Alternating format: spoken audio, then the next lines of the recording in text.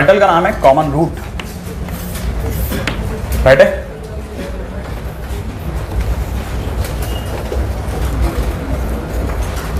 Actual में क्या है, कॉमन रूट के नाम पे हम लोगों के पास में दो केसेस होते हैं। क्या आपको आइडिया है ना?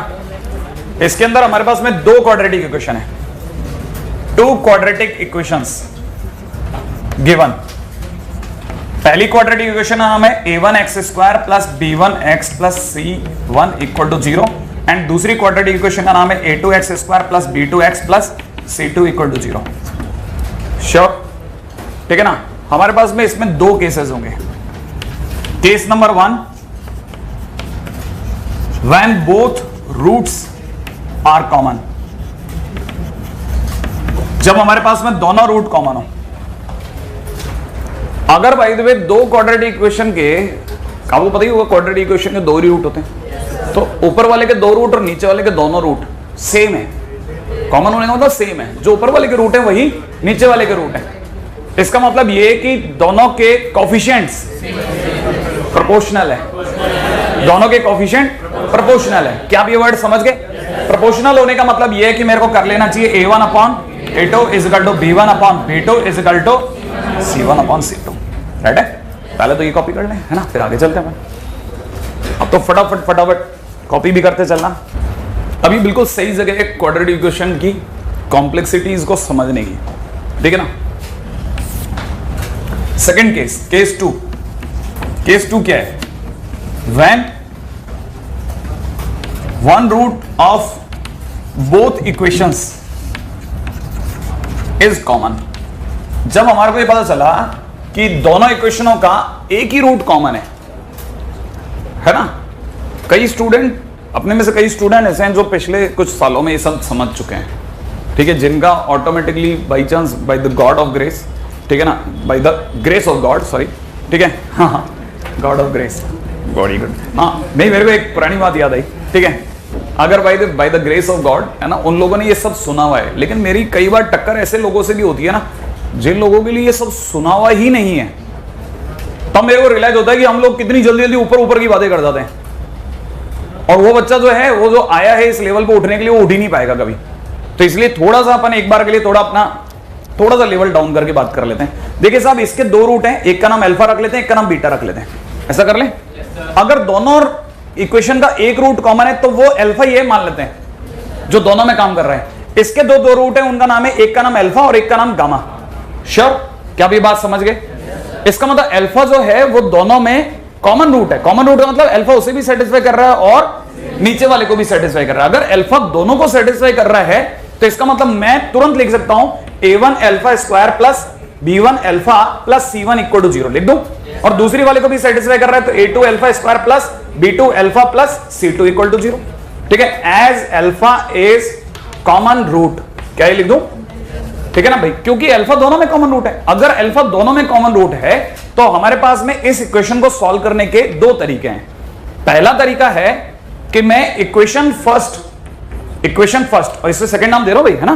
पहला तरीका क्या है? मेथड 1 है कि मैं सबसे पहला काम क्या करूं, जो इक्वेशन 1 है, ठीक है ना, उसकी मल्टीप्लाई करूं a2 से। किसे करूं? a2 से। और इक्वेशन 2 की मल्टीप्लाई करूं, ठीक है ना, a1 से। और फिर जैसे ही दोनों के, देखो, अगर मैंने a2 से मल्टीप्लाई करी तो बताएंगे जरा अल्फा स्क्वायर का कोफिशिएंट क्या हो जाएगा? a1 a2, और नीचे वाले का a1 से मल्टीप्लाई करते a1 a2। क्या मैंने दोनों के लीडिंग कोफिशिएंट इक्वल कर दिए? जैसे ही लीडिंग कोफिशिएंट इक्वल हो जाए घटा दो, सही है। आप जैसे ही घटाओगे तो अल्फा स्क्वायर कट जाएगा, तो क्या बच जाएगा? अल्फा, और अल्फा की वैल्यू आ जाएगी। क्या मेरी बात समझ गए? तो पहला तरीका तो क्या है, इक्वेशन फर्स्ट की a2 से मल्टीप्लाई करो, इक्वेशन सेकंड की a1 से मल्टीप्लाई करो और घटा दो। आप मेरी बात समझ रहे हैं? ठीक है ना। तो कहना मतलब फर्स्ट मेथड है ना, एन गेट अल्फा, ठीक है। दूसरा तरीका क्या है? दूसरा तरीका थोड़ा सा अलग है। दूसरा तरीका है, उसे बोलते हैं क्रॉस मल्टीप्लिकेशन मेथड। क्या? Cross multiplication method. अगर अपन बात करें क्रॉस मल्टीप्लिकेशन मेथड, तो क्रॉस मल्टीप्लिकेशन मेथड में क्या करते हैं, आपको याद होगा, एक 10th का मेथड है हमारे पास में, सही है। उसमें हम लोग क्या करते हैं ना, alpha square upon is equal to minus alpha upon is equal to में 1 अपॉन, राइट है ना भाई। फिर अल्फा स्क्वायर को छुपा लेते हैं। अल्फा स्क्वायर को छुपा करके जो कोफिशिएंट है ना उनको एज इट इज उठाते हैं, b1 b2 c1 c2, और यहां डिटरमिनेंट बना लेते हैं b1 b2 c1 c2। क्या ये बात समझ में आई? अगले वाले के लिए जब अल्फा की बात चले अल्फा को छुपाएंगे तो जो कोफिशिएंट बच गए वो क्या थे, a1 a2 c1 c2। ये बात भी पकड़ में आ गई। और फिर कांस्टेंट के टाइम पे c1 को छुपाएंगे तो हमारे पास डिटरमिनेंट बनेगी a1 a2 b1 b2। क्या ये बात पकड़ में आ रही है? फिर कुछ नहीं, फिर उसके बाद में अल्फा स्क्वायर अपॉन में जिन्हें डिटरमिनेंट खोलनी आती है बेस्ट, ठीक है, नहीं तो एक बार मिल भी लें कि नहीं डिटरमिनेंट नहीं खुल रही, इज इक्वल टू में 1 upon a1 b2 minus a2 b1। क्या ये बात समझ में आ गई? अच्छा, ऐसा करना काफी नहीं है, यहां तक तो आप कंडीशन तक पहुंचे हैं। उसके बाद में क्या करना है, डील दीज टू, इन दोनों को डील करते हैं, उसको भूल जाइए, इन दोनों को डील करते हैं आपके अल्फा की एक वैल्यू आ जाएगी, दिख गया आपको? आपके पास में यहां से एक अल्फा आ जाएगा, राइट है। लेकिन अगर अल्फा आ गया इधर से तो फिर सर इसे क्यों डील कर रहे हैं, ठीक है ना? आप इन दोनों को भी डील करके अल्फा निकाल सकते हैं। क्यों? जैसे आप इन दोनों को डील करेंगे अल्फा अल्फा कट जाएगा, आपके से अल्फा आ जाएगा। लेकिन ये वाला अल्फा और वो वाला अल्फा दिखता अलग है। आप अगर बाई द दोनों की अल्फा की वैल्यूज को मर्ज कराएंगे you will get the condition, एक वो कंडीशन जो अल्फा के सिवा आपको जरूरी है कई बार क्वेश्चंस को करने के लिए, वो यहां से मिलती है। तो सर ये घटाने पर नहीं मिलती, घटाने पे एकदम नहीं मिलेगी। उसमें क्या करना पड़ेगा, अगर आप घटाएंगे तो अल्फा आएगा, उस अल्फा को वापस आप इक्वेशन फर्स्ट या सेकंड में डालिए, तब आपको वो कंडीशन मिलेगी जो इन दोनों को डील करके मिलेगी। क्या मेरी बात समझ गए? तो थ्योरेटिकली मेरे को लगता है कि शायद एक एक चीज हम लोग कॉन्क्रीट बनाते आ रहे हैं। क्या आप ये बात समझ गए? गेट अल्फा, ठीक है ना? अगर आपने इन दोनों को मर्ज करा, ठीक है ना, मर्जिंग विल गिव यू, ठीक है ना, कंडीशंस। कभी कभी क्वेश्चंस के अंदर जरूरी होगी वो कंडीशन यहां से मिल जाएगी। ये बात पकड़ में आ गई? Otherwise it is necessary and sufficient condition for one root to being common. एक रूट के कॉमन होने के लिए जो सबसे जरूरी कंडीशन है वो यहां से मिल जाती है, ये खुद ही कंडीशन है, राइट है भाई? तो आप सबसे पहले तो कॉपी कर लें, फिर आगे चलते हैं अपन फटाफट, है ना, है ना? अपन तब तक चलते हैं एक तीसरी बात के ऊपर, है ना? अब वैरायटी देखिएगा इसमें किस तरीके से क्वेश्चन बन सकते हैं। फाइंड के इफ क्वेश्चन में दिया जा रहा है 3x square plus 4kx plus 2 equal to 0, and दूसरी तरफ से दे रखा है 2x square plus 3x minus 2 equal to 0 have a common root. अगर ये दोनों इक्वेशनें कॉमन रूट रखती हो तो k की वैल्यू बताइए, राइट? आप में से सभी की नजर पड़ गई होगी कि इसने एक इक्वेशन में k वगैरह करके कुछ छुपाया है और एक दूसरे इक्वेशन के अंदर नॉर्मल इक्वेशन दी है, प्रॉपर इक्वेशन, है ना? तो आपने सबसे पहले अपने शक को दूर करने के लिए इसका d चेक करा, तो इसका d जब आप निकालेंगे तो that will be 9 minus 4 into 2 into minus 2 आ जाएगा, विच इज नॉट नेगेटिव, ये पॉजिटिव आ गया। इसका मतलब ये कि ये 2 रूट वाला केस नहीं है। सबसे पहले मैंने जो समझाया उसी से बगावत करी है ताकि बात वैरायटी पे आ जाए कि भाई जो वैरायटी मैंने सिखा दी वो नहीं, वो तो अलग चला गया, वो तो मैं सिखा दिया। अब मैं आपको दूसरी बात बता रहा हूं, इसमें क्या होगा, इसमें यह होगा कि जैसे ही आपको पता चल गया कि इसका d पॉजिटिव है, इसका मतलब ये फैक्टराइजेबल है। आपको बस इतना करना है कि मुझे इसके फैक्टर्स बताने हैं, वो निकाल के बनते हैं, मतलब ऐसे देखते हुए बोर्ड की तरफ नहीं बनते। जैसे कुछ बच्चों ने ट्राई कर लिया, उनके फैक्टर बन गए। कुछ बच्चे अभी सुन रहे हैं कि आसपास वाला कुछ बोल दे तो मैं लिख लूं। हाँ, फैक्टर्स तो करो, कम से कम बना लिया 2x प्लस 1 और कितना x माइनस 2। श्योर है? देखिए साहब, गलत या सही? गलत है। यहां प्लस कर दो, यहां माइनस कर दो, अब बराबर है, बिल्कुल सही है, सही ना? तो जिन्होंने इसके फैक्टर्स कर लिए उन्हें पता है कि factors will be this one. तो यहां से मेरे पास x की कितनी वैल्यूज आई? 1/2 and x is equal to -2। अब दो बातें पक्की हैं कि या तो ये रूट, याद है ना x की दो वैल्यूज आर रूट्स, या तो ये कॉमन है दोनों में या ये कॉमन है दोनों में, सही ना भाई? तो अगर देखा जाए तो मैं दोनों पे ट्राई करूंगा, ठीक है ना? अच्छा, मान लीजिए सर अगर ऐसा नहीं दिमाग में आता, ये डी वगैरह क्या फैक्टर्स वगैरह दिमाग में नहीं आता, तो क्या होता? तो कुछ नहीं, आप नॉर्मल तरीके से जाते, वन रूट कॉमन होने की प्रॉपर्टी पे जाते, सही है? एक रूट के कॉमन होने पे आप इसको अल्फा स्क्वायर मानते हो या फिर एक्स स्क्वायर अपॉन जो भी करते हैं। एक बार जरा फटाफट से सोच लेते हैं, -x upon is equal to 1 upon, ऐसा लिखते, लिखने के बाद में आप क्या क्या भरते हैं एक्स स्क्वायर के टाइम पे? -8 के, सोच लिया, माइनस का 8 के -6 सोचा। अच्छा, -x अपॉन में क्या सोचते? -6, इन दोनों का मल्टीप्लिकेशन -6 -4, -6 -4, श्योर। अच्छा, इधर की तरफ से देखा जाए कांस्टेंट के टाइम पे आप लिखते 9 माइनस 8 के, पक्का। अच्छा, अब जरा देखिएगा, यहां से x की एक वैल्यू आती, इन दोनों से भी x की एक वैल्यू आती, इससे जो x की वैल्यू आती है उसमें k आता, इससे जो x की वैल्यू आती है उसमें भी k आता।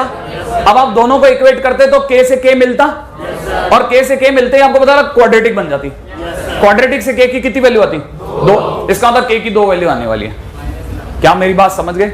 मैंने आप इस रास्ते से जाते तो भी क्वाड्रेटिक बनती, पहले इक्वेट होता फिर क्वाड्रेटिक बनती। जबकि अब क्या होगा, अब आप कुछ नहीं करेंगे, आपके पास x की वैल्यू आ गई है, और या तो ये रूट है या ये रूट है, तो आप लिख देंगे if x is equal to 1/2 is root, सही है, कॉमन रूट कहने का मतलब, ठीक है। देन मैं इसको x इज इक्वल टू 1/2 उठा के k वाले में रख दूं तो विल बी 3 × 2 का square plus 4 × 2 plus 2 equal to 0, है ना भाई। तो यहां से मिल गया मेरे को 8k इज इक्वल टू कितना? -14। तो k इज इक्वल टू कितना कितना? सॉरी 1/2, मैं 2 रख गया, सही है, और वो भी 2 रखा है, पता है, -2 भी नहीं रखा, कोई बात नहीं। 3/4 plus 4k × 1/2 plus 2 equal to 0, right है। It is 2k is equal to, है ना, इधर हो जाएगा माइनस का 11/4, sure. k is equal to आ गया माइनस का 11/8, है ना। दूसरी k की वैल्यू आप निकाल दीजिए, -14/8, ओके, 7/4, माइनस का या प्लस का? प्लस का 7/4, राइट है। हाँ भाई, अब यहां से आपको एक और चीज पकड़ में आ गई कि अच्छा ये भी हो सकता है जब b पॉजिटिव हो, ठीक है। और इसमें हमने दोनों में से कोई भी काम नहीं किया। अगले क्वेश्चन आते हैं, ठीक है। देखें कुछ और छोटा मोटा अच्छा क्वेश्चंस अगर पकड़ में आ जाए, राइट है। If quadratic equation x² plus bx plus c equal to 0 and x² plus cx plus b equal to 0, b is not equal to c, have a common root,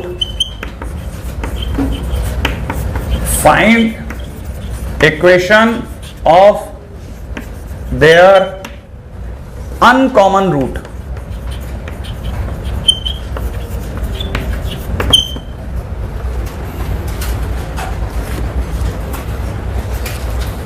एक बहुत ही पॉपुलर क्वेश्चन,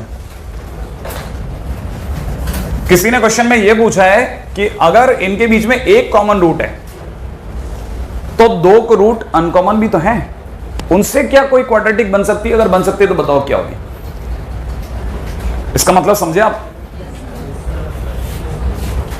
हाँ भाई, question अगर आपने copy कर लिया हो तो आपको ये तो पता चली गया होगा कि इन दोनों के बीच का common root is alpha. Rest of the root, इसके दो रूट होंगे, उनका नाम होगा बीटा कॉमा अल्फा, और इसका नाम होगा अल्फा कॉमा गामा। तो अनकॉमन कौन है? Beta gamma. तो उनसे भी तो क्वाड्रेटिक बन सकती है, 2 रूट हो तो क्वाड्रेटिक बन जाएगी। तो अब हमारा पूरा टेंशन इस बात है कि हमारा बीटा गामा को लेकर कोई रिलेशन आ जाए, सही है। लेकिन कहानी में तो कॉमन रूट ही है। कॉमन रूट की कहानी को ड्राइव करने के लिए देखिए 2 तरीके हैं। एक तो मैं वो रास्ता लगाऊं, या मैंने एक और तरीका बताया था घटाने वाला। उसमें मैंने ये सिखाया था कि लीडिंग कोफिशिएंट का कोफिशिएंट इक्वल कर लो और फिर घटा दो। लेकिन तकदीर से x² का कोफिशिएंट इधर भी और इधर भी दोनों में इक्वल ही है, तो क्या मैं घटा दूं डायरेक्ट? इसका मतलब ये कि अगर मैंने इक्वेशन 1 माइनस इक्वेशन 2 करा तो आप में से कई लोग जान गए कि x² कैंसिल आउट। कई लोगों को पता चल गया माइनस होते ही क्या हो जाएगा, x कॉमन, ब्रैकेट में b माइनस c, पक्का। यहां से आएगा c माइनस b जो इक्वल के उस साइड जाकर के b माइनस c। तो बताइए x इज इक्वल टू कितना आया? तो 1 इज कॉमन रूट। क्या आप ये बात पकड़ गए? अगर 1 कॉमन रूट है तो कोई मेरे को बताएगा आगे प्रोसीड करने से पहले एक छोटी सी बात और। अगर 1 कॉमन रूट है तो मैंने एक और बात बोली थी, आप फिर से थ्योरी पे रहिए, थ्योरी पे जो मैंने बोला उस पे टिक रहो पहले आप। कितने लोगों को यह ध्यान है कि इसके तुरंत बाद नहीं भागना, एक कंडीशन छुपी हुई वो हाथों हाथ निकाल लो। इस 1 को उठा करके पहले किसी भी इक्वेशन में रख दो, आपको पता है x इज इक्वल टू 1 उठा करके अगर मैंने इक्वेशन 1 में रख दिया तो बाय इक्वेशन 1 कंडीशन बाहर आ जाएगी 1 plus b plus c equal to 0। क्या आप समझ गए? ये कहां से आती? इस रास्ते से आता हो तो इन दोनों को इक्वेट करने से आती। यहां मेरे पास कैसे ही मैंने एक रूट निकाला और मैंने उठा के क्वेश्चन में रख दिया, मेरे पास एक कंडीशन और आ गई। अब मेरे को ये और बात है कि मेरे को जरूरत पड़े ना पड़े, मेरी बात समझते जा रहे हैं? थ्योरेटिकली स्ट्रांग रहना, कॉमन रूट बहुत गजब की जगह है। इस पे हमारी शीट में कम से कम 6-7 अच्छे क्वेश्चन है, ठीक है ना, और बहुत मिलते हैं। अगले पॉइंट पे आता हूं।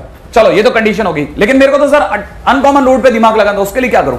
एक छोटा क्वेश्चन पूछता हूं, क्या आपके पास में इक्वेशन 1 से अल्फा प्लस बीटा पढ़ा है? अल्फा प्लस बीटा बोले तो फर्स्ट इक्वेशन का सम ऑफ रूट कितना आया? माइनस बी, पक्का? अच्छा, क्या प्रोडक्ट ऑफ रूट भी पढ़ा है? कितना है? सी। लेकिन मेरा ऐसा सुनने में आया कि आपके पास में अल्फा है, कितना है अल्फा? 1। अगर अल्फा 1 है तो 1 into beta is equal to C, इसका मतलब beta is equal to C है, माने अनकॉमन रूट में एक रूट आ गया। ये कब आया? मैंने फर्स्ट इक्वेशन का प्रोडक्ट ऑफ रूट सोचा। अब कोई सोच के जवाब देगा कि सेकंड रूट के लिए क्या करूं? इसके लिए सोचूं इक्वेशन 2 से कोई मेरे को बताएगा product of root alpha into gamma is equal to कितना आ रहा है? बी। और अल्फा की वैल्यू कितनी है? 1, तो इसका मतलब 1 into gamma is equal to b, इसका मतलब gamma is equal to b. पक्की बात? अब मेरे पास बीटा भी आ गया और गामा भी आ गया। कितने लोग मेरे को बता सकते हैं इक्वेशन? खटाक से बोलना है। X square minus b plus c x plus b c is equal to, कितने लोगों को लगता है कि बी प्लस सी भी है? कोई आइडिया नहीं।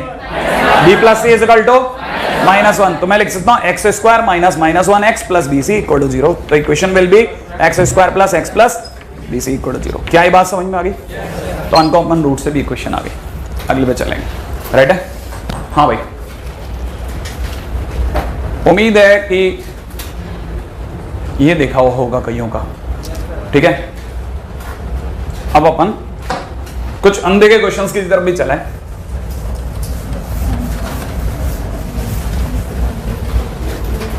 बस अब भगवान ये करे कि वो किताब जो मैं पढ़ता हूं है कि नहीं तो फिर आपको फिर देखा हुआ क्वेश्चन मिल जाएगा। एक क्वेश्चन देखते हैं आप, ये जरूर शीट है उसका नाम, ठीक है?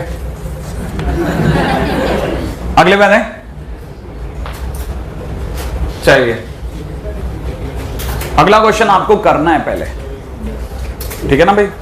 ये क्वेश्चन आपका है, ताकि वो स्टूडेंट जिसको लगता है कि भाई मैंने आज तक कभी नहीं किया कॉमन रूट का क्वेश्चन, एक क्वेश्चन तो मुझसे भी हो ही जाए, ट्राई कर ले भाई। वो x square minus 4x plus 5 equal to 0 and x square plus ax plus b equal to 0 have a common root, find a, b, a, b belongs to R। जितनी बातें मैंने अब तक आपको इसकी थ्योरी के दौरान बोली 101% उसी के अंदर अपनी बॉल फॉल होगी, कुछ भी नया नहीं है। मैंने देखिए बन गया, आंसर आने लग गया। इसका मतलब ये कि आप बहुत स्लो हैं, नंबर 1, और आप ये गलत मान रहे हैं कि क्वेश्चन मुश्किल है।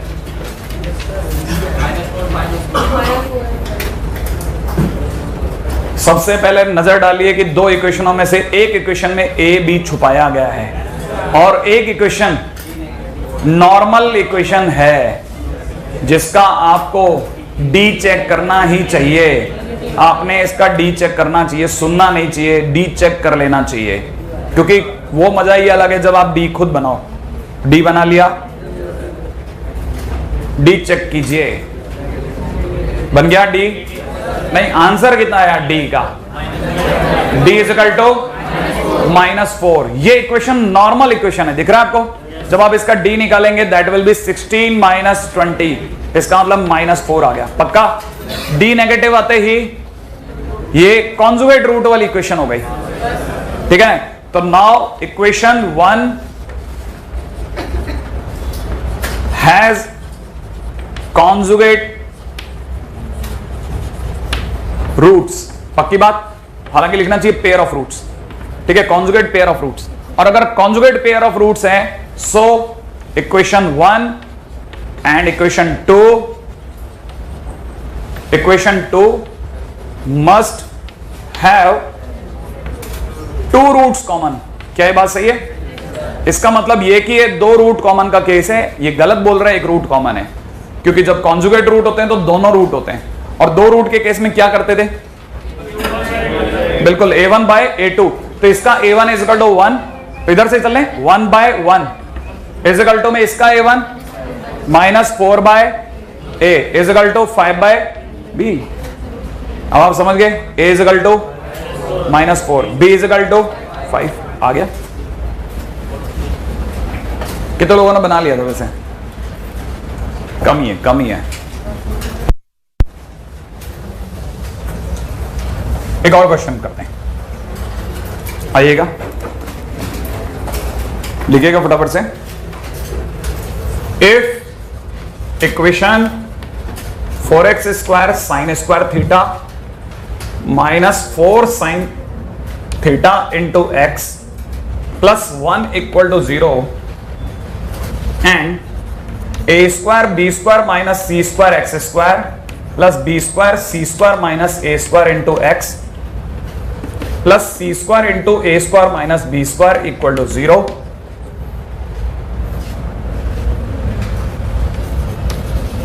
Have a common root. ठीक है? And equation 2 has equal roots, find possible value of theta belongs to 0 to pi। आप ही का क्वेश्चन है। कुछ बच्चों ने जिन्होंने अभी पिछले वाले क्वेश्चन में हाथ खड़े किए थे वो इसमें भी ट्राई करें। ठीक है? कोशिश ये करें कि वो करवाएं नहीं, है ना? साइक्लिक, बिल्कुल याद आ गया, साइक्लिक होते ही एक रूट 1 हो गया। सही है? तो इसका मतलब ये कि इक्वेशन 2 हैज 1 रूट, है ना? x is equal to 1। लेकिन पंगा क्या है, इक्वेशन 1 के तो रूट्स इक्वल भी हैं, तो कहना मतलब ये कि but equation 2 has equal roots. अगर देखा तो इक्वल रूट्स भी हैं, अगर इसके इक्वल रूट्स हैं तो इसका मतलब एक बात पक्की हो गई कि बहुत रूट्स, दोनों रूट 1 है। सही ना भाई? और अगर भाई इसके दोनों रूट 1 है और इसके एक रूट के साथ कॉमन होना पक्का है, तो इसके तो दोनों रूट ही 1 है, तो इसका मतलब ये कि इसका कॉमन रूट 1 ही हो सकता है। अब बात समझ में आई? So common root has to be x is equal to 1, और कोई चॉइस ही नहीं बची हमारे पास। अरे इसका एक रूट 1 होता, एक 2 होता, तब हम चक्कर में आ जाते कौन सा वाला कॉमन करूं, लेकिन इसमें बाई चांस क्या है, दोनों रूट ही 1 है, तो इसका मतलब ये कि अगले के पास और कोई चॉइस ही नहीं बची। इसके दोनों रूट ही 1 है और इसको कॉमन लेना है, इसको कॉमन लेना है, तो दोनों ही 1 है, तो इसका मतलब 100% उसका कॉमन रूट 1 हो गया। और इसका कॉमन रूट 1 होते ही आपको पता चल गया ये x की वैल्यू 1 ले सकता है। तो कहने का मतलब putting x is equal to 1 in equation 1। अब मैं इक्वेशन 1 के अंदर x is equal to 1 put कर रहा हूं, तो आप में से कई लोग समझ गए 4 sin square theta minus 4 sin theta plus 1 equal to 0। ये कुछ मतलब सस्पिशियस है। किसी को याद आया? किसी का परफेक्ट स्क्वायर है शायद ये किसका परफेक्ट स्क्वायर है? 2 sin थीटा माइनस 1 का, और किसी का स्क्वायर अगर 0 है तो इसका मतलब वो खुद भी 0 है। इसका मतलब sin थीटा की वैल्यू हाफ है, लेकिन आपको पता होना चाहिए हाफ 2 बार आता है, π/6 एंड 5π/6, राइट है भाई? 0 से पाई होने के कारण हमारे पास में 2 आंसर हो गए। बात समझ में आ गई? ठीक है, चलिए। वैसे कितने लोगों ने बना डाला था ये क्वेश्चन? बहुत ही बढ़िया। अगले क्वेश्चन में फिर देखिए, अब की बार वाले में तो 100% मैं आपको रोक दूंगा। बहुत सारे जनों को रोका, मतलब इस बार तो मैंने 10 हाथ खड़े करवा लिए, लेकिन मैं अब की बार मेरी पूरी उम्मीद होगी मतलब 4 या 5, बहुत खींच करके भी 4 या 5, और वो भी अगर हो सके वो भी खत्म। ठीक है, ट्राई कीजिएगा आप भी, है कि नहीं? It's a fight between you and me. ठीक है, फाइंड p फॉर विच, ठीक है, क्वेश्चन में दे रहेगा p square minus 1 x square plus p square minus 3p plus 2x plus p square minus 1 has exactly 2 root, शीट तो दूर दूर तक भी इसके आसपास नहीं आएगी। टू रूट्स इन्फिनिटिव, जिसके कारण p की वैल्यू बताइए जिसके कारण इसके ठीक दोनों रूट इनफाइनाइट हो जाएं। कभी हमारी थ्योरी के अंदर ये बात होके चुकी है। आंसर आगे क्या? कितने लोगों का आंसर आया? आगे क्या?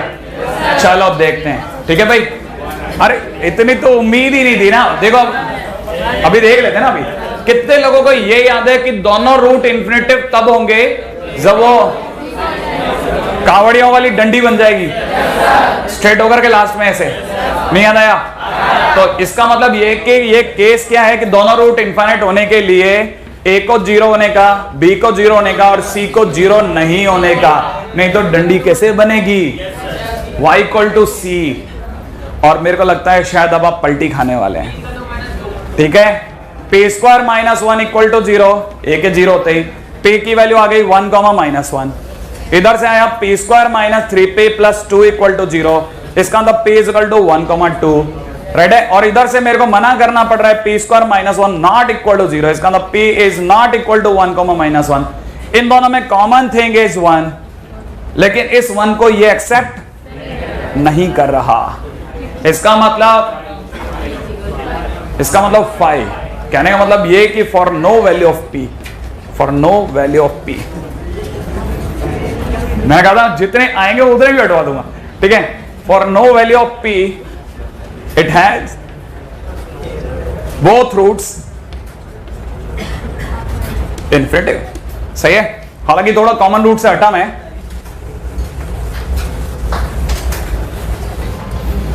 चलिए अगले पे। हो सकता है फिर भी आप में से कोई कई लोग हैं ना बड़े छुपे रुस्तम होते हैं, वो करके बैठे होंगे, वो बताएंगे नहीं, लेकिन फिर भी कई हो सकता है 2-4 ऐसे स्टूडेंट होंगे जो अपना आंसर बना के बैठे थे, सर अपना तो यही था। वो तो जब आप उनके पास में जाते तो वो आपको बताते हैं कि अच्छा अपना यही सेम आंसर है। क्या, जब तक आगे चलते हैं, क्वेश्चन को सुनिएगा। देखें इस क्वेश्चन से कैसे पार पाएंगे। ठीक है, क्वेश्चन है 1 रूट ऑफ, आप में से जो दिमाग वाला बच्चा उसके लिए खेल है जबरदस्त। ये 1 root of equation x² - x + 3a = 0 is double of root of equation x² - x + a = 0। find a। अब की बार मैंने कॉमन रूट नहीं बोला, अब की बार मैंने बोला कि पहली इक्वेशन का रूट दूसरी इक्वेशन के रूट का डबल है। डबल नहीं सोचा नहीं जा सकता, अभी देखेंगे। हिंट करता हूं, ठीक है, करूं? पहली चीज देखते हैं, रुको। ठीक है, वेट करते हैं। आप में से कोई अगर खुद करना चाहे तो बहुत बढ़िया, क्योंकि उसे पता है दिमाग तो उसी का चलेगा धीरे धीरे। नहीं ना, हो ही नहीं सकता, ये तो 0। x की 2 वैल्यू 0, 1, 0, 1 आ जाएगी। चलो कम से कम हम बेसिक बातें तो कर ही लेते हैं, तब तक हम में से कुछ लोग, जिन लोगों का 1 मिनट मिला लेते हैं। मुझे लगता है शायद काफी लोग पहुंच गए। देखिए साहब, इतनी दूर तक तो अपने को सोचना आना ही चाहिए, गरीब से गरीब आदमी को भी। ठीक है, अपने को पता है कि अगर इसका एक रूट अल्फा है तो उसका एक रूट इसका डबल 2 अल्फा है। सही है, कॉमन तो कुछ है नहीं, मैंने तो बोला नहीं कुछ कॉमन है। इसका एक रूट दूसरे का डबल है, इसका रूट अगर अल्फा तो उसका 2 अल्फा है। सर उसका अल्फा इसका 2 अल्फा ले लो, क्वेश्चन से बागी हो जाएंगे ना अपन, ऐसा नहीं कर सकते ना। पहले वाले का रूट दूसरे का डबल है, तो इसका अल्फा तो उसका 2 अल्फा है। अच्छा, इसका एक रूट अगर बीटा है तो दूसरे का गामा है, क्योंकि कॉमन तो कुछ है ही नहीं ना। पहली चीज आप दिमाग से निकाली, कॉमन रूट का क्वेश्चन ही तो नहीं है, कतई नहीं। लेकिन हाँ, आप में से कई लोग समझ सकते हैं कि अगर इसका एक रूट 2 अल्फा है और इसका अल्फा है, तो अल्फा और 2 अल्फा इन दोनों को सेटिस्फाई करेंगे। तो कहना मतलब ये कि सो आई कैन से कि यहाँ पे 2 अल्फा रखते ही it will be 4 alpha square - 4 alpha + 3a = 0। Sure? और अगर 2 अल्फा, सही भाई, और अगर मैंने अल्फा इसमें रख दिया तो it is alpha square - alpha + a = 0। Right है? और मुझे अगर अल्फा मिल जाए तो मैं a निकाल सकता हूं। मुझे अगर अल्फा मिल जाए तो मैं a निकाल सकता हूं। तो 2 तरीके मेरे पास जाने के। एक तो मैं क्या करूं, एक तो मैं इसको 4 से मल्टीप्लाई करके अल्फा निकाल लूं, और दूसरा तरीका क्या है? दूसरा तरीका ये भी है, आपको ध्यान होगा, alpha square upon alpha upon, याद है माइनस अल्फा अपॉन 1 अपॉन, ये भी एक तरीका है। आप बताइए कौन सा तरीका बेस्ट है? 4 से मल्टीप्लाई कर दूं, तो मैंने अगर इसे 4 से मल्टीप्लाई कर दिया, it will be 4 alpha minus 4 alpha plus 4a, है ना भाई, इक्वल टू 0। इसके नीचे यही इक्वेशन दोबारा लिख देता हूं, 4 alpha square minus 2 alpha plus 3a equal to 0। तो मेरे को बदल गया, ये दोनों कैंसिल आउट हो गए, है ना, ये प्लस ये माइनस, इसका मतलब माइनस का 2 अल्फा इक्वल टू माइनस का a, इसका मतलब a इक्वल टू कितना हो गया? 2 अल्फा। श्योर, अगर मैंने एक ही जगह 2 अल्फा रख दिया तो एक ही जगह 2 अल्फा रखते फर्स्ट इक्वेशन में रख रहा हूं, ठीक है। तो it will be 4 alpha square minus 2 alpha plus एक ही जगह 2 अल्फा रखते 6 अल्फा, इसका मतलब it is 4 alpha square plus का 4 अल्फा इक्वल टू 0। इसका मतलब अल्फा के कॉमन लेते ही अल्फा इज इक्वल टू 0 और alpha is equal to minus 4। Sure, अब मैं अगर alpha is equal to minus 1, sorry, सही है, अगर मैं अल्फा इज इक्वल टू 0 रखता हूं तो a इज इक्वल टू 0 आ जाएगा, सही है। और a इज इक्वल टू 0, अब बताऊंगा उसके अंदर क्या केस है। अगर मैं a की जगह पे मतलब -1 रखता हूं अल्फा की जगह, तो a इज इक्वल टू कितना आ जाएगा? -2। मैं इसको मना कर रहा हूं, क्यों मना कर रहा हूं? क्योंकि रख के देख लो आप, a की जगह 0 रखते हैं, आप में से हर एक किसी को पता लगेगा ऊपर नीचे की इक्वेशन ही सेम हो गई, सही है। और आप में से कोई भी इसका रूट पता कर सकता है, इसके रूट विल बी 0,1 और कोई रूट किसी का डबल नहीं है, जबकि 2 रखने पर -2 रखने में आप बच जाएंगे। नहीं समझ में आया? आगे का नहीं पकड़ में, है ना। क्या ये फिर भी कितने लोगों ने करा? थोड़ा और बढ़ाइए मात्रा को। नहीं, चले आगे।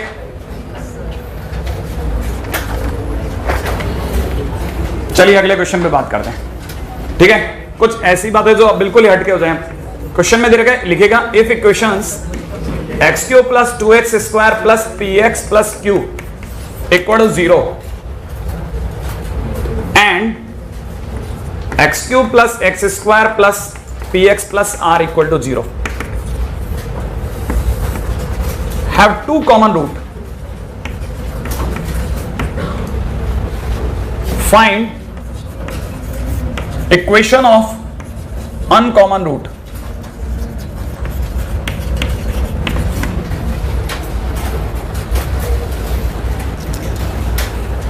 मुझे बड़ी इंटरेस्टिंग बातें करनी है आपसे इस मामले में। आप में से अभी कई लोग हैं ना, मुझे एक भी क्वेश्चन में, आपको ध्यान नहीं है, हम तकरीबन 4 या 5 क्वेश्चन कर चुके हैं कॉमन रूट को लेकर के, और आपने मेरे को एक भी क्वेश्चन में ये मेथड नहीं लगाने दिया। देख रहे हैं आप, आपने एक भी क्वेश्चन में नहीं लगाने दिया, क्योंकि आपको खट से नहीं समझ में आ गया ये शॉर्टकट है, ठीक है ना। लेकिन अब आप में से कई लोगों की गाड़ी उलझेगी, क्यों? क्योंकि कहानी में क्यूबिक आ गया, सही है, कहानी में क्यूबिक आ गया। अब प्रश्न ये उठता है कि सर इस बार भी खेल खल्लास कर दूं, घटा दूं, आप बोलो तो सही है, क्योंकि सर 101% वो तो नहीं लगेगा अल्फा स्क्वायर वाला फंडा, वो तो आपसे कतई नहीं लगने वाला। इस बारे में कई बच्चे बहुत श्योर हैं। क्या आपको याद है, आपको 100% कितने लोगों को श्योरिटी सर अल्फा स्क्वायर वाला फंडा, माने वो जो क्रॉस मल्टीप्लिकेशन है वो तो फेल है? क्यों आपको ऐसा लगता है? क्योंकि आगे लीडिंग में कौन होगा? अल्फा स्क्वायर तक तो ठीक है, उसमें कौन आएगा? Alpha cube. तो आपके पास में दूसरा कौन सा फंडा बचा? समझ में आया? क्या मैं घटा लूं सर? अच्छा, अब एक बच्चे के मन में आता है कि अगर मान लो चलो सर मैंने घटा लिया, यहां तो मेरी किस्मत अच्छी है कि मेरे को एक क्यूबिक और एक क्यूबिक मिल गया, घटा करके क्यूबिक कट गया, लेकिन मेरी तकदीर तो उस दिन ज्यादा तेज होगी जब एक क्यूबिक और एक स्क्वायर मिल गया, तो मैं क्या करूंगा? सही है, तो मैं उसको सलाह दूंगा वही जो आपके कईयों के मन में आ गई। उस केस में मैं पहले क्या करूंगा, जो क्वाड्रेटिक है उसकी x से मल्टीप्लाई कर लूंगा और लीडिंग कोएफिशिएंट इक्वल करके घटाऊंगा। नहीं है, इसका मतलब 2 क्यूबिक होने पे भी घटाने के लिए मैंने आपको आमंत्रण दे दिया है। क्या आप ये बात पकड़ गए? अब आप में से कई लोगों को ये बात भी समझ में आ गई होगी कि पहले मैं एक बार इक्वेशन लिखता हूं और मैं अपनी बात रखता हूं। देखें आप में से कितने लोग समझते हैं। सही है, आपने एक क्वेश्चन तो पढ़ लिया, x square plus p x plus r equal to 0। Question तो ढंग से पढ़ लिया आपने। आप में से कितने लोगों को पता है कि इन दोनों क्यूबिक के कितने रूट कॉमन है? 2 रूट कॉमन है। एक काम करते हैं, पहले के रूट आप बोलिए अल्फा बीटा, दूसरे के भी आप ही बोलिए अल्फा बीटा डेल्टा, और हमें इक्वेशन किससे निकालनी है? गामा और डेल्टा से, अनकॉमन से। ये बात आपके समझ में आ गई? अच्छा क्या मैं घटा दूं? घटा ही देते, सही है। अगर मैंने घटा दिया तो घटाने पर क्या होगा? ये दोनों गया, यहां से क्या बचा? एक्स स्क्वायर, और यहां से क्या बचा? Q minus R equal to 0। पक्का? अब सर फंस गया अपन। X square is equal to Q minus R के बाद अब आप क्या करोगे? मैंने कहा मुझे नहीं पता, लेकिन मुझे यह जरूर पता है कि इट इज अ क्वाड्रेटिक, और ये क्वाड्रेटिक दोनों में कॉमन क्वाड्रेटिक है। क्या आप ये बात समझ गए कि इस क्वाड्रेटिक के दो रूट्स आपको पता है? इस क्वाड्रेटिक के दो रूट कौन है? Alpha beta. नहीं आया समझ में? इसके रूट वही है जो इन दोनों के कॉमन है, क्योंकि इनके घटाने से आई है, ये दोनों में कॉमनली एडवाइजेबल है। नहीं आया? तो आपको ये तो समझ में आ जानी चाहिए कि इसके roots will be alpha beta. अगर इसके roots will be alpha beta तो कई बच्चे यहां से खट समझ गए कि alpha plus beta is equal to, बोल दो आज आप, अल्फा प्लस बीटा। सब नहीं सोच पाते, 0। पक्का? अच्छा, और alpha beta is equal to Q minus r. अच्छा, अब एक छोटी सी बात पूछता हूं, शायद आपको गामा मिल गया, कई बच्चों को गामा मिल सकता है, वो सिर्फ उन्हीं को मिलेगा जिनको थोड़ा बहुत क्यूबिक का नॉलेज है। कितने लोगों को क्यूबिक के लिए यह पता है कि फॉर क्यूबिक इक्वेशन के लिए alpha plus beta plus gamma B minus B by A ही होता है? ये पता है? तो अगर बाय द वे पहली इक्वेशन का कोई मेरे को बताएगा तो मुझे बताइए साहब, for equation 1 alpha plus beta plus gamma is equal to कितना? -2। लिख दो भाई। कितना लोगों को लगता है फिर तो सर गामा भी -2 ही है? क्यों? अल्फा प्लस बीटा तो 0 है। दूसरी इक्वेशन के लिए, इक्वेशन 2 के लिए alpha plus beta plus delta is equal to -1 है, एक्स स्क्वायर का कोफिशिएंट याद आ गया, माइनस बी बाई से, तो डेल्टा इज इक्वल टू -1 है। अब मेरे पास गामा डेल्टा दोनों अवेलेबल है, x square minus x plus equal to 0 कर लेंगे। अब अपन क्यूबिक इक्वेशन के साथ भी डीलिंग करना सीख रहे हैं, ठीक है?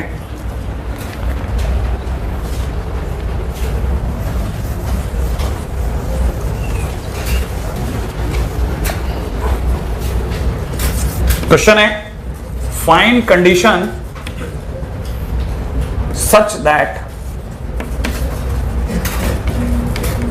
ax square plus 2hxy plus by square equal to 0 and a dash x square plus 2h dash xy plus b dash y square equal to 0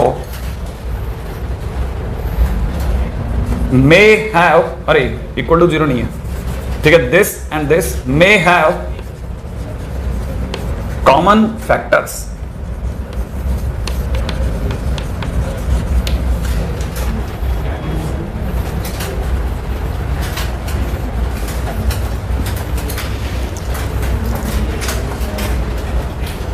ये खास तौर पे वो उन बच्चों से स्पेशली पहले से ही क्षमा, अगर भाई जो आप इस रास्ते नहीं गुजरे तो, लेकिन सीखने के लिए बहुत अच्छी चीज है, ठीक है? और वो बच्चों के लिए तो चैलेंज है जिन्होंने ये सब सुना है।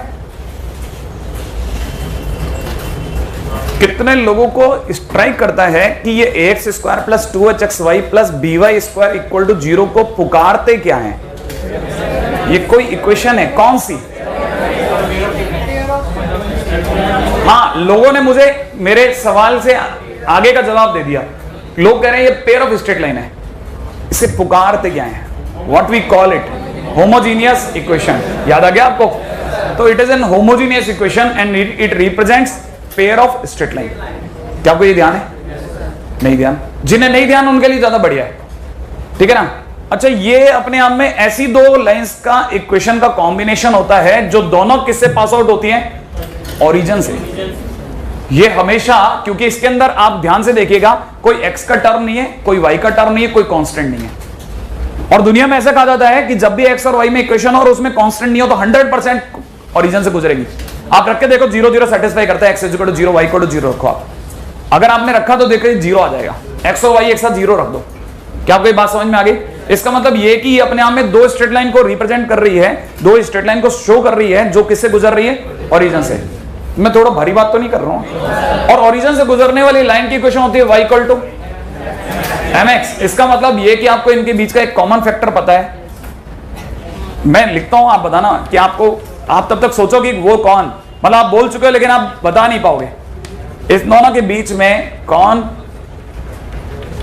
कॉमन फैक्टर है? किसी को स्ट्राइक कर गया?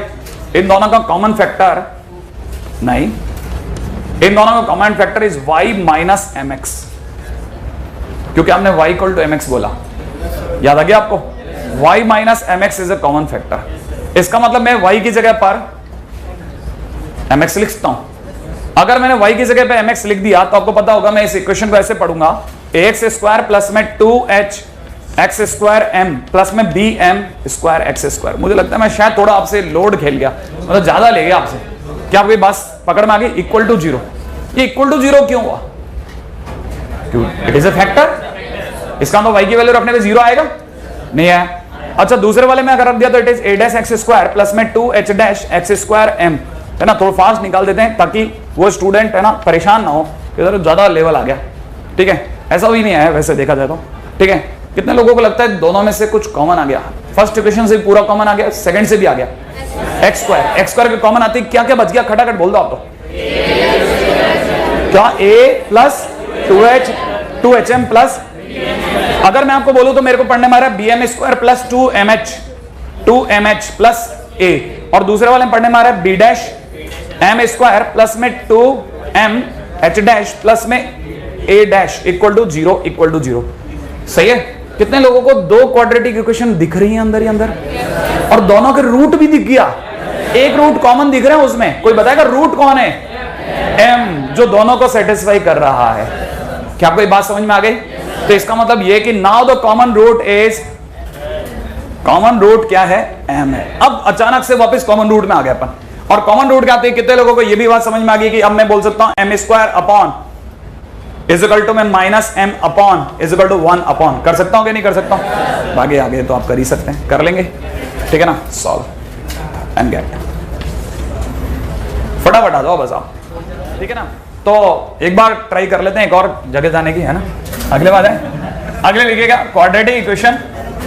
ठीक है, इन टू वेरिएबल। भगवान करे आपका एरोप्लेन बहुत उड़े। ठीक है, बनाओ पहले quadratic equation in two variable. हाँ भाई, quadratic equation in two variable. आप में से कई लोगों को अच्छे से पता होगा quadratic equation in two variable, इसे रिप्रेजेंट करते हैं fxy से।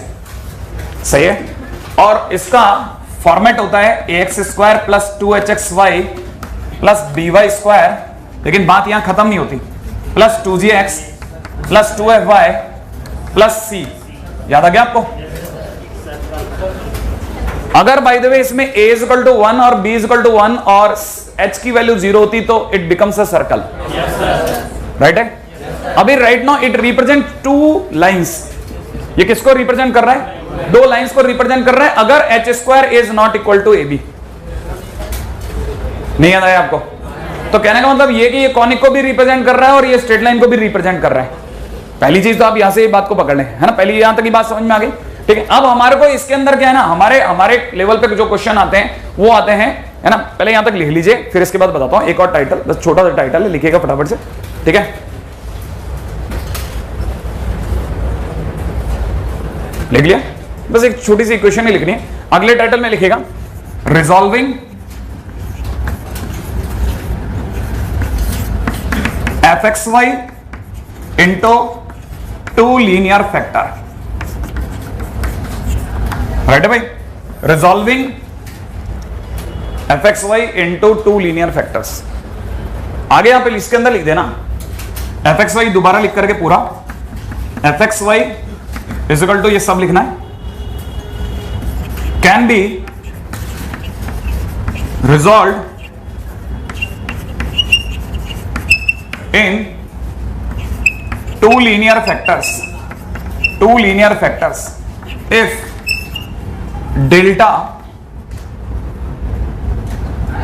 delta equal to 0। राइट है? डेल्टा की वैल्यू कितनी होती है? Delta is equal to ABC plus 2FGH minus AF square minus BG square minus CH square. ठीक है भाई? याद आ गया आपको? ABC plus 2FGH plus ABC plus 2FGH minus AF square minus BG square minus CH square. इसको थोड़ा याद रखना पड़ेगा, याद रख लेंगे ना? ठीक है ना? हाँ भाई, अब आ जाएगा हालांकि मैं आपको इसमें यही बताना चाहूंगा कि अगर बाय द वे थोड़ा इसकी बेसिक में जाएं, क्योंकि क्वेश्चंस में कई बार अच्छे क्वेश्चन बेसिक से उठते हैं, तो हम लोग हर बार क्या करते हैं ना, ऐसी क्वेश्चंस को, इस तरह की क्वेश्चंस को हर बार वाई की फॉर्मेट में लिखते हैं। वाई में कैसे लिखते हैं हम लोग, इसे जानबूझ करके लिखेंगे वाई में बी वाई स्क्वायर आगे, ठीक है, फिर वाई वाले दोनों पॉइंट्स को कॉमन ले लेंगे, ठीक है ना, बी वाई स्क्वायर के बाद वाई वाला ये नहीं, ये और ये में वाई कॉमन ले लेते हैं। तो वाई के कॉमन लेते हैं, यहां से बचेगा 2hx प्लस में कितना 2f प्लस बाकी बचा हुआ कौन रह गया, ax square plus 2gx plus c, है ना भाई। ये देख लिया आपने, ये कहानी पकड़ में आई आपके। मैंने इसको किस तरह की क्वाड्रेटिक में बना लिया, y में क्वाड्रेटिक बना लिया। अगर मैं इसे y में क्वाड्रेटिक बना लिया तो इसके रूट्स जब रियल होंगे तो मेरे को y में वैल्यू मिलेगी। ये बात आपके समझ में आ गई। इसके रूट्स के लिए मेरे को जो फाइट लगानी है वो क्या लगानी है, y इज इक्वल टू में लगाना है, मुझे लिख लेना चाहिए 2hx प्लस में कितना 2f, सोचा माइनस के साथ, plus minus under the root of किसी का स्क्वायर माइनस 4 टाइम्स, सोचा ये भी, अपॉन में 2 इंटू बी। ये बात आपके पकड़ में आ गई या नहीं आई, नहीं आई। जैसे आप इसको सॉल्व करते हैं आप यहां तक आ जाते हैं, ठीक है ना, हम ऑलरेडी यहां तक आ चुके हैं, हम ऑलरेडी यहां तक आ चुके हैं। तो फिर ये सब बताने का कारण सिर्फ इतना सा है क्योंकि आने वाले टाइम में कभी ना कभी हमारे को बेसिक की जरूरत पड़ती है। तो आपको बेसिक पता होना चाहिए कि सर ने जो ये सब कुछ निकाला वो वाई स्क्वायर में क्वाड्रेटिक बना के निकाला है। ये बात आपके पकड़ में आ रही है। अब अपन आगे चलते हैं, क्वेश्चन लिखिएगा फटाफट से, सही है। हाँ भाई क्वेश्चन में लिखिएगा, find value of m, find value of m for which expression y square plus 2xy plus 2x plus my minus 3 equal to 0 can be resolved in two rational factors, two rational factors माने 2 real factors। हाँ भाई करिए, मिला लें जरा। आपको ये पता है कि एबीसी कंपैरिजन से निकलेंगे, ax square plus 2hxy plus b y square plus 2gx plus 2fy plus c equal to 0। Sure, ध्यान से देखिएगा, इसमें ऊपर x स्क्वायर का कोई भी कोफिशिएंट नहीं है, इसका मतलब a की वैल्यू कितनी है 0। अच्छा xy के नाम पे ये है तो 2h इज इक्वल टू 2, इसका मतलब h इज इक्वल टू 1। अच्छा y स्क्वायर के नाम पे by स्क्वायर के देखते ही b इज इक्वल टू कितना आ गया 1। अच्छा x का coefficient 2gx is equal to 2, इसका मतलब g इज इक्वल टू कितना आ गया 1। अच्छा 2fy is equal to m, तो इसका अंदर f is equal to m/2। अच्छा बताएंगे जरा कांस्टेंट c की वैल्यू कितनी आई -3। अब हमारे को निकालना है, फार्मूले में जस्ट पुट करना है। अपने को लिखना चाहिए सबसे पहले abc, बोले तो 0, सोचने की जरूरत नहीं है, a 0 है, ठीक है ना। abc प्लस में कितना 2f, f की वैल्यू कितनी आ रही है m/2 इंटू में g is equal to 1 into में h की जगह पे भी 1 प्लस 2fgh प्लस में कितना sorry minus af square that is 0 minus में bg स्क्वायर बोले तो 1 इंटू में g का square is equal to 1 minus ch square बोले तो -3 into h square is 1 equal to 0 कर देंगे भाई। तो फाइनली ये मेरे लिए कितना आ गया साहब ओनली 3, और यहां से कितना आ गया m, तो m इज इक्वल टू ये -1 भी तो है हमारे पास, तो ये 3 - 1 2 और उधर जाकर के -2, तो m इज इक्वल टू -2, ठीक है।